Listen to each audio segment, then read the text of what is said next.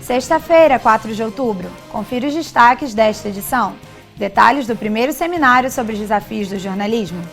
Entenda melhor sistema de franchising. TV Uva Notícias começa agora.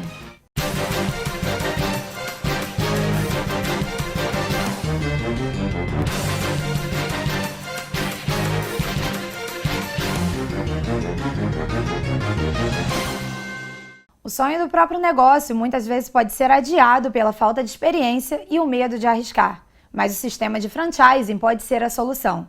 O setor não para de crescer e só nesse segundo semestre já faturou mais de 4 bilhões. Ficou interessado e quer saber quanto investimento é necessário e quais os segmentos de negócio? Confira na reportagem a seguir. Em todo o país, o mercado de franquias registrou um crescimento de 5,9% em relação ao mesmo período do ano passado. Aqui no Rio, só nesse segundo trimestre, o setor já faturou mais de 4 bilhões de reais, o que representa quase 10% do faturamento do mercado nacional de franquias no mesmo período. Mas qual o segredo? Para o diretor de Relações Institucionais da ABF, Associação Brasileira de Franchising, o diferencial da franquia é o uso de uma marca já consolidada, testada e padronizada, diminuindo assim os riscos e problemas de administração. Quando compra uma franquia, você está comprando uma marca já conhecida. Geralmente já tem uma reputação, já tem um repertório de soluções para os problemas que certamente você terá no início do seu processo.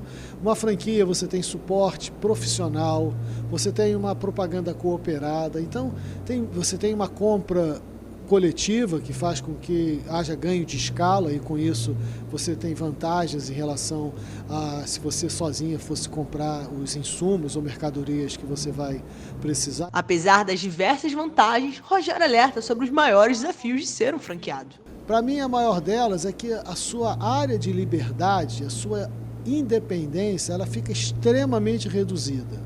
Em contrapartida, você tem tudo aquilo que eu falei antes, suporte, marca reconhecida, mas se a liberdade for liberdade de fazer o que você quiser no seu negócio, for algo muito relevante para você, franquia deixa de ser uma boa opção. Se você não possui experiência com esse tipo de negócio e tem medo de arriscar, o Sebrae oferece um programa chamado Sebrae Franquias, uma assistência a preço de custo para não restarem dúvidas na hora de fechar negócio. O Sebrae ele tem toda essa parte de gestão empresarial, tanto para micro e pequenas empresas. E no caso da franquia, a gente tem dois modelos. A gente pode atender tanto através de consultorias específicas, dependendo da demanda, tem treinamentos, etc. e tal, mas também tem a parte do Sebrae Tech, onde o Sebrae subsidia 70% desse valor na construção dessas franquias. Isso dá uma tranquilidade maior, sabendo que tem consultores específicos que podem dar esse caminho. O segmento que concentra a maior parte das unidades franqueadas no Rio é o setor de alimentação, correspondendo a 32,7% do todo. Para abrir uma de pizzaria, por exemplo, o custo varia de 500 a 600 mil, isso já com obra, implantação do negócio, projetos e equipamentos como um todo. Na verdade, primeiro você precisa ter o empreendedorismo como principal característica e entender que o negócio parmê precisa de muita dedicação. Não só o negócio parmê, mas qualquer varejo de alimentos. Fora isso, é o capital de investimento, né? Você tem que ter o valor para fazer o investimento nesse negócio, que é o grande diferencial para você poder hoje abrir um negócio com toda a referência, com todo o suporte que a empresa te dá, para que você possa começar a operar. Além de um treinamento muito específico e detalhado para você poder ter condições de operar o dia a dia o seu negócio. As microfranquias cresceram 45,1% em número de marcas nos últimos 3 anos, segundo informações da ABF. Tomando como modelo uma rede de limpeza, o investimento inicial é de 40 a 60 mil, incluídos taxa de franquia, capital de giro e custos de instalação. A franquia da Mary Help é uma franquia de serviços focada em agenciamento de diaristas. Eu tenho 4 unidades em São Paulo, tinha sido demitida, estava buscando o que fazer a partir de então. Não tinha experiência nenhuma em ter um negócio, eu sempre trabalhei em empresa, né? Enfim, mundo corporativo. Então eu acho que a vantagem é você ter o know-how de alguém que já quebrou a cabeça antes, que já testou o que dá certo, o que não dá. Então, assim, eu minimizei, eu diminuí o risco de não dar certo, porque eu fui num modelo já testado. Então, eu acho que é muito bom a vantagem, principalmente para quem não tem experiência com o negócio, é ter esse suporte, esse know-how que uma franquia passa para quem quer montar um negócio. Na última segunda-feira, rolou no campus Tijuca da UVA o primeiro seminário sobre os desafios do jornalismo. Palestras e oficinas aconteceram durante todo o dia. Nossa equipe esteve presente e traz detalhes do evento. Nesta segunda-feira, dia 30, ocorreu no auditório da Veiga Tijuca o primeiro seminário sobre os desafios do jornalismo. Luiz Carlos Bittencourt, coordenador do curso de jornalismo, falou com nossa equipe sobre o assunto. O jornalismo hoje ele passa por transformações e mudanças que são fundamentais para o futuro dele. E nós temos que trazer essas discussões aqui para o nosso curso. É importante você trazer pessoas de fora, jornalistas de outros países, de outras nacionalidades, que possam vir aqui e trazer uma visão um pouco mais diferente, uma visão um pouco de fora do que se faz no jornalismo. Abrindo a rodada da manhã, a palestra Cobertura Jornalística em Zonas de Conflito abordou os obstáculos de se contar histórias no âmbito do jornalismo investigativo. A jornalista americana Ana Arana comentou sobre os desafios e cuidados da profissão que muitas vezes apresenta riscos. Mantenerse vivo, porque em muitos lugares o problema número uno es la seguridad. Si haces ciertos temas, tienes que saber dónde estás trabajando y quiénes son las fuerzas que te pueden atacar. Y para ustedes que son jóvenes, es trabajar con alguien que les enseñe cómo hacerlo. O professor e pesquisador Antônio Brasil mediou o debate e comentou sobre a importância de colocar os alunos em contato com os profissionais do mercado para gerar conhecimento.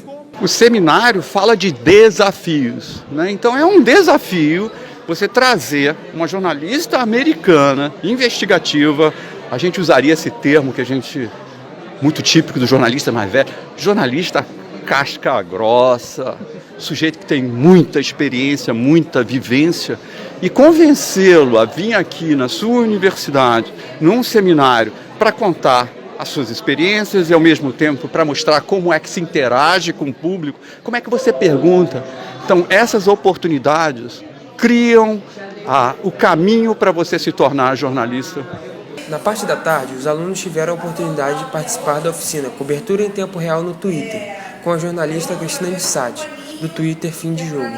Encerrando o evento, à noite rolou o debate sobre o fim do jornalismo tradicional e o consumo de notícias no século XXI, com Thomas Trauman, que comentou sobre os desafios de continuar atingindo o público sem perder credibilidade nas coberturas jornalísticas. A gente já passou pela fase do sensacionalismo, ou seja, simplesmente você ganhar audiência, ou você ganhar mais leitores, ou ter um canal no YouTube que consiga a gente. Se você está gritando, você consegue. A questão é como fazer isso tendo credibilidade, fazendo bom jornalismo.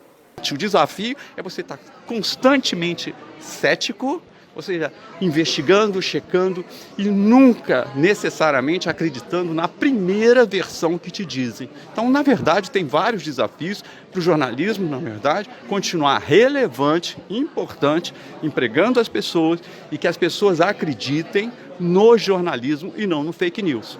Em São Januário, a equipe sub-20 do Vasco recebeu o Palmeiras por mais uma rodada do Campeonato Brasileiro da categoria. Acompanhe o que rolou nessa partida na reportagem a seguir. Aqui em São Januário, o Vasco recebe o forte time do Palmeiras pelo Campeonato Brasileiro Sub-20, buscando retomar a liderança da competição. Mesmo jogando fora de casa, a equipe do Palmeiras começou melhor a partida e logo no início criou boas oportunidades de gol com camisa 9 Aníbal, que desperdiçou 2 chances claras na área de abrir o placar para os visitantes.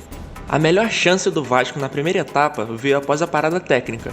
Juninho recebeu de João Pedro na área em condições de finalizar, mas o volante preferiu cruzar a bola para Figueiredo, que após dividir com o zagueiro, acertou o travessão. No segundo tempo, o Palmeiras quase abriu o placar em belo chute de Alan, obrigando o goleiro Raus a fazer grande defesa. Depois disso, o Vasco assumiu o controle da partida, e as alterações feitas pelo técnico Marcos Valadares melhoraram a equipe da casa, que quase marcou com Vinícius, após boa jogada de Roger. Nos minutos finais, Lineker acertou a trave em cobrança de falta, e Caio Lopes mandou o rebote para fora. Logo depois, Lineker fez outra boa jogada, parando mais uma vez na trave após chute colocado. Já nos acréscimos, as duas equipes tiveram boas chances de marcar, mas não foram efetivas. Primeiro o Vasco com Pantoja, que apareceu livre na área, e o Palmeiras com Vitor Ricardo, após cobrança de falta do capitão Patrick de Paula. Final de jogo, 0-0.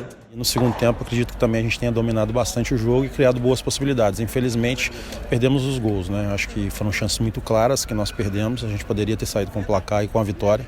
Eu acho que era o mais justo e e principalmente, né, pelo tudo que a gente criou. A gente estava bem no jogo, é um jogo de 2 times grandes, jogo bom, futebol brasileiro, e a gente pecou nas finalizações e no outro jogo treinar para acertar e no outro jogo fazer bem.